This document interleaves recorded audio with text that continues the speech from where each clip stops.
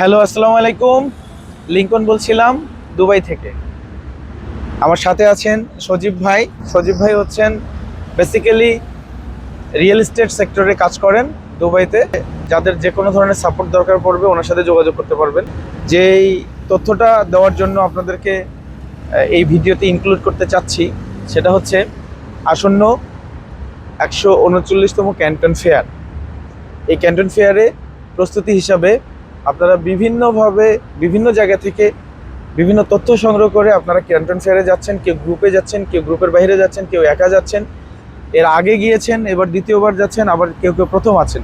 এই সমস্ত ভাই ও বোনেরা যারা ক্যান্টন ফেয়ার অ্যাটেন্ড করতে যাচ্ছেন তাদের জন্য আমরা একটা 3 দিনের ওয়ার্কশপ, লাইভ ওয়ার্কশপ আয়োজন করেছি, যেটি প্রত্যেকটি ফেজের অথবা সামনের মাস অর্থাৎ এপ্রিল মাসের 15 তারিখ থেকে ক্যান্টন ফেয়ার চালু হবে।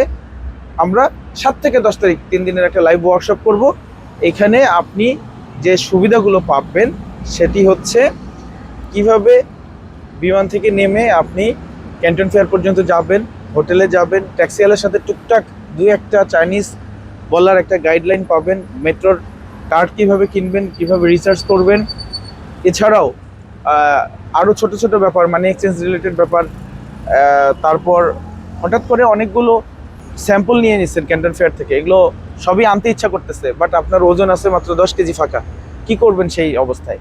এই সমস্ত টোটাল ছোটোখাটো ট্রিক্স অ্যান্ড হ্যাক্সগুলো আমরা শেয়ার করব আমার চায়নায় 16 বছর যে ছিলাম সেইটার যে অভিজ্ঞতা, সেই অভিজ্ঞতার আলোকে। তো সজীব ভাই, আপনি কি মনে করেন যে এই ব্যাপারে যদি আমরা একটা এরকম লাইভ ওয়ার্কশপ যে আয়োজন করতে চাচ্ছি, এটা কেমন হবে, ইফেক্টিভ হবে কিনা? ধন্যবাদ লিঙ্কন ভাই। অবশ্যই এটা ইফেক্টিভ, কারণ যে কোনো কাজের সফলতার পেছনেই আপনার ডিপেন্ড করে আপনার পরিকল্পনাটা কতটুকু মজবুত। আমি এক কথায় বলবো, কারণ পরিকল্পনাটা যদি আপনার সঠিক হয় এবং পরিকল্পনাটা যদি খুব সুন্দর গোছানো হয় তাহলে সেই কাজের সফলতাটা বেশি আসে।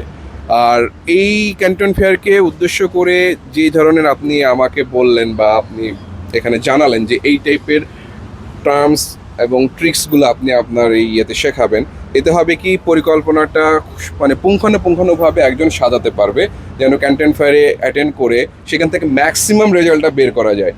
এবং আমি ক্যান্টন ফেয়ারে যাব ইনশাল্লাহ আমার টিম নিয়ে।